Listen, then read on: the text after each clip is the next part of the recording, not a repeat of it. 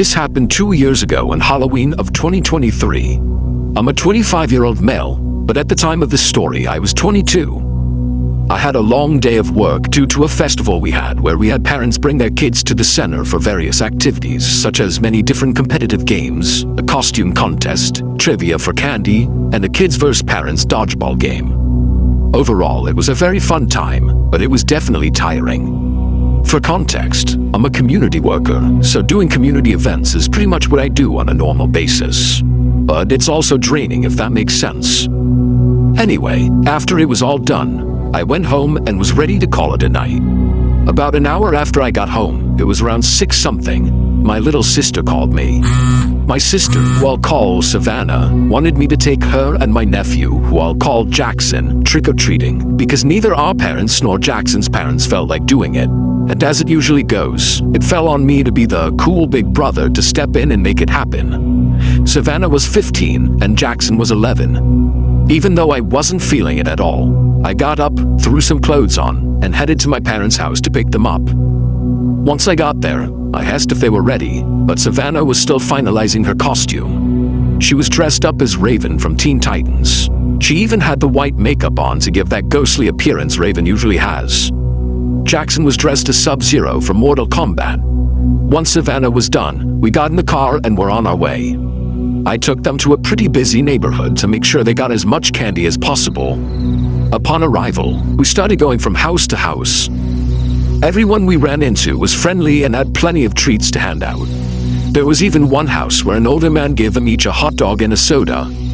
He said every year for Halloween he doesn't hand out candy, he grills food instead because he'd rather give kids something with protein since it's good for the body. Honestly, we probably need more people like that.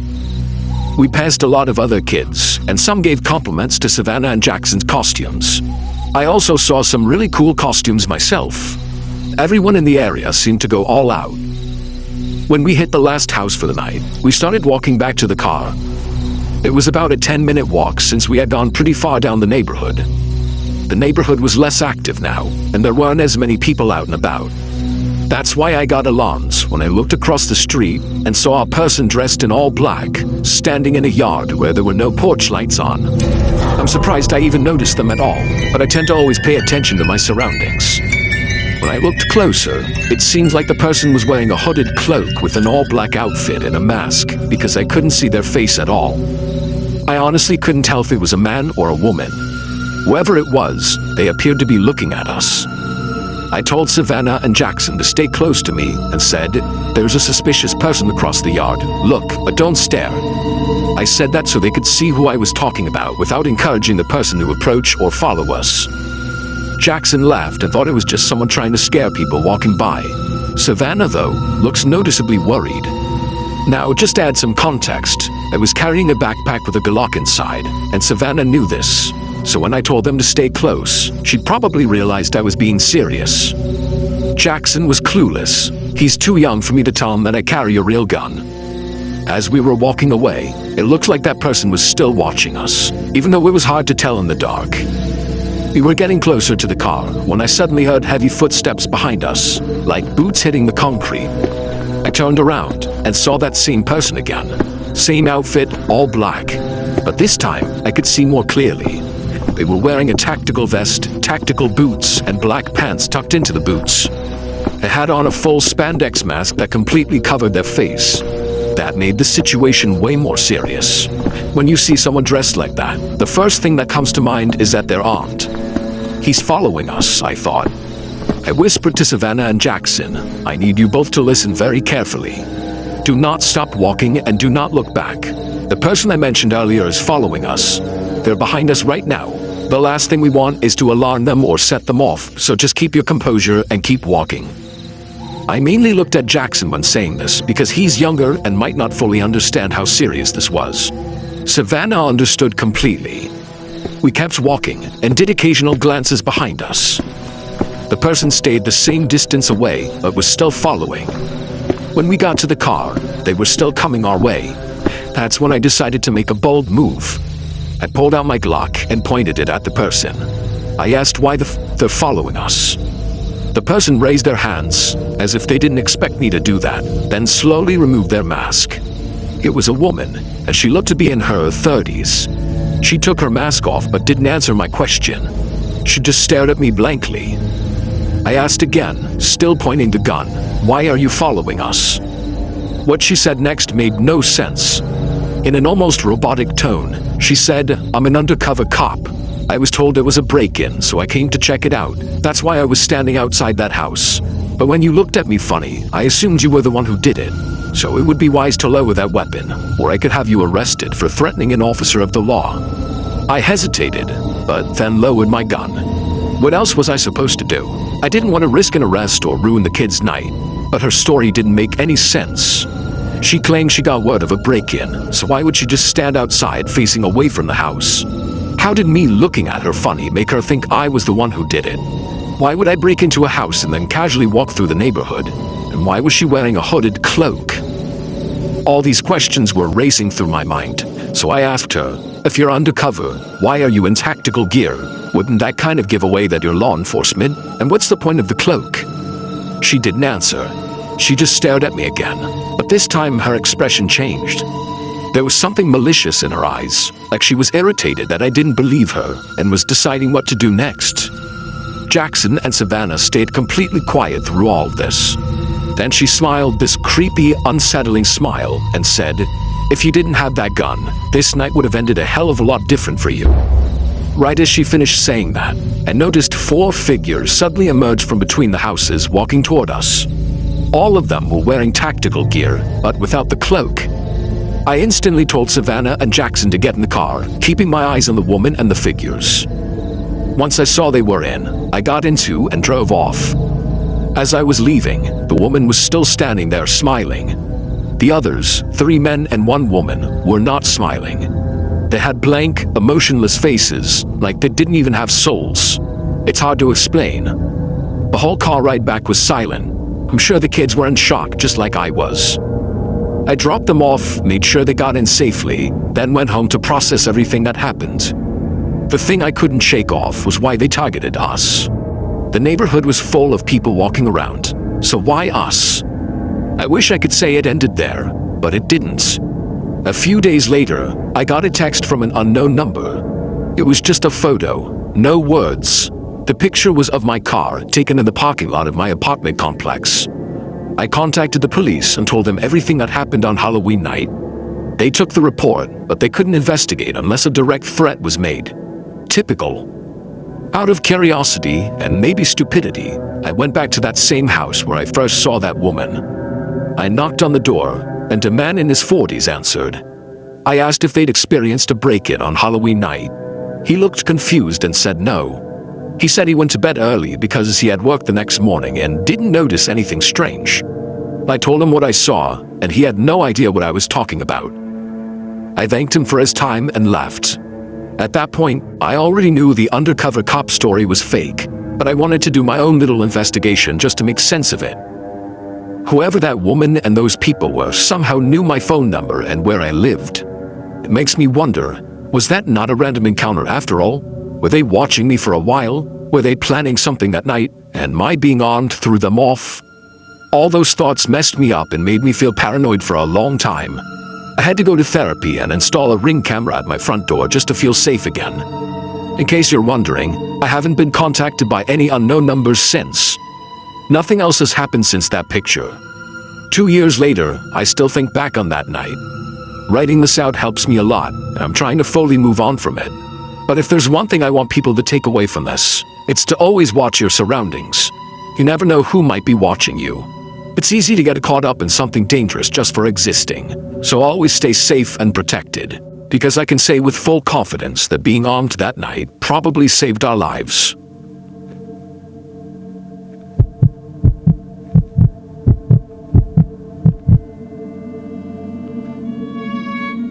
This happened when I was 12 years old.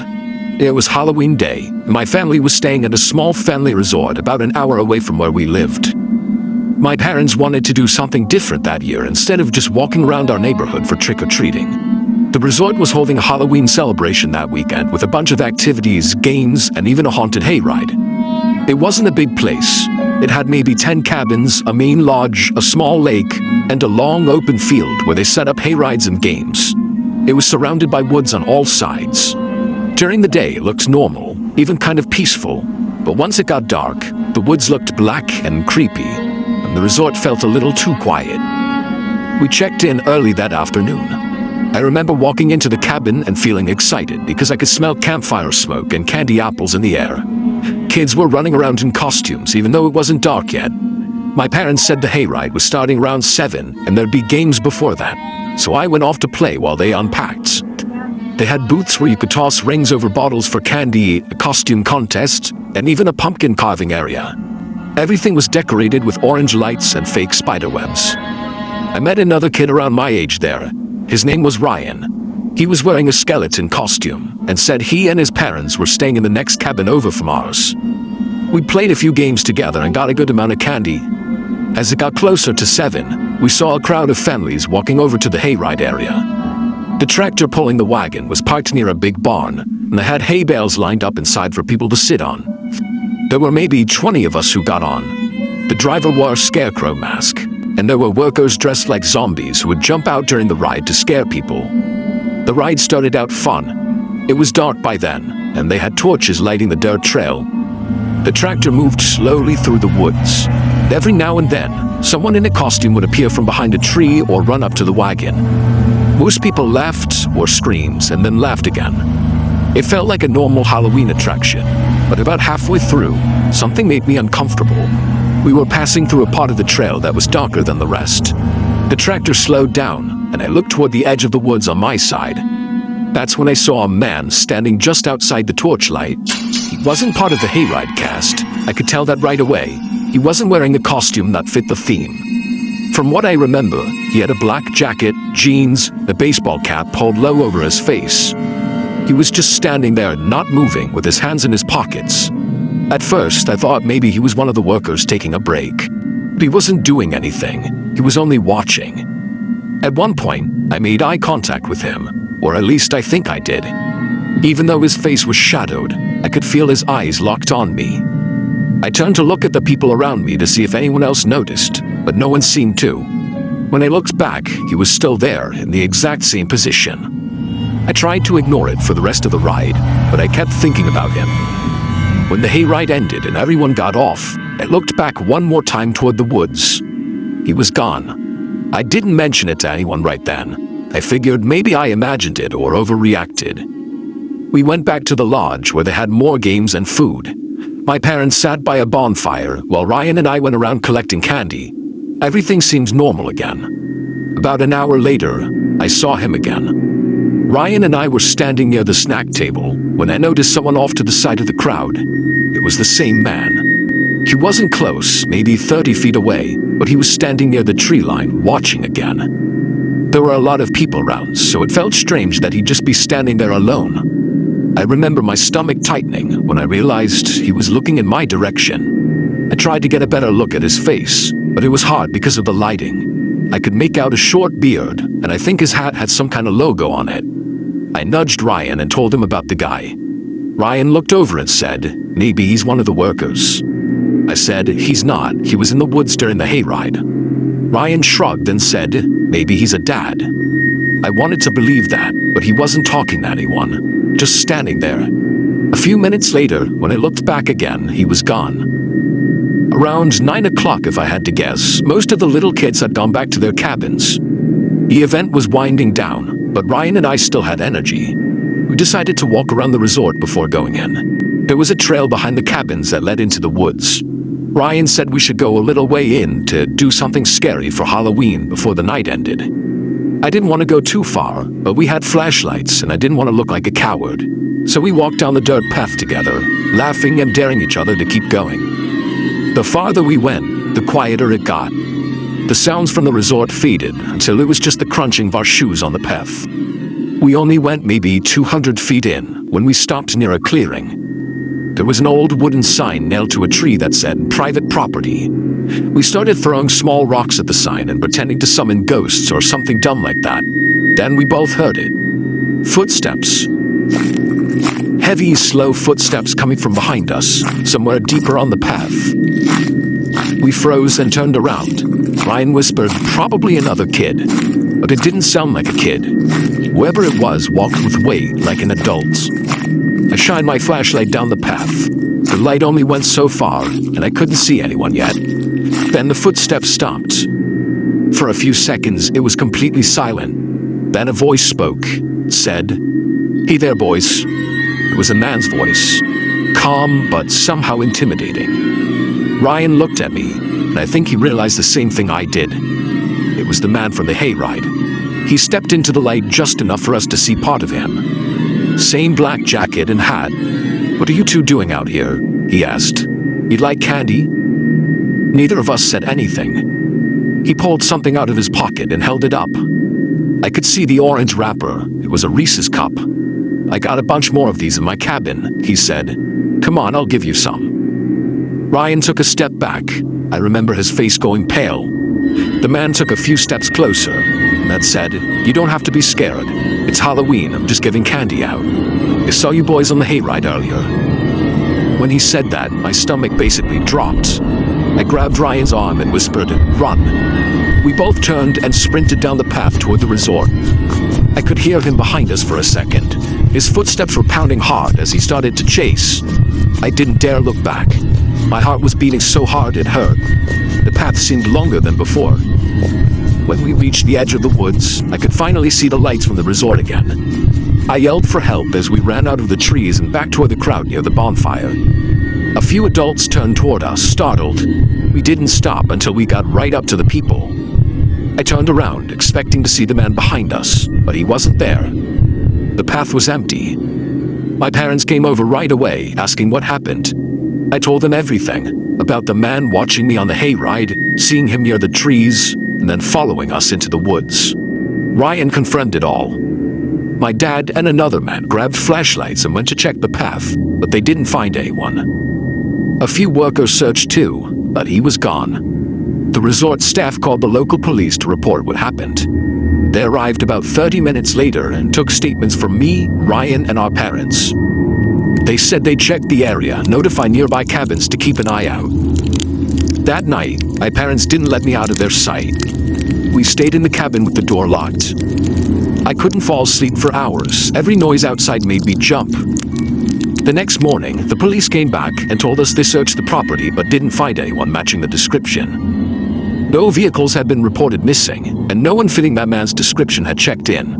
They thought maybe he was a trespasser from outside the resort. We left later that day. I remember staring out the car window as we drove past the woods, half expecting to see him standing there again. For weeks after that, I kept thinking I saw him, on the side of the road, outside stores, even once at my school parking lot. It was always someone else, or at least I hope it was. Ryan and I kept in touch for a while. He told me he couldn't sleep for days after it happened. Nothing ever came of this. The police never called again. The man was never identified or caught. Now I'm older, and when I think about that night, what scares me isn't what he did, it's what he could have done. If we had believed him for even a second, if we had walked toward him instead of running, I don't think I'd be here to tell this story. And every Halloween since then, whenever I see someone standing alone at the edge of a crowd, I always think of that man. Sometimes people who look like they're part of the fun are watching for a different reason.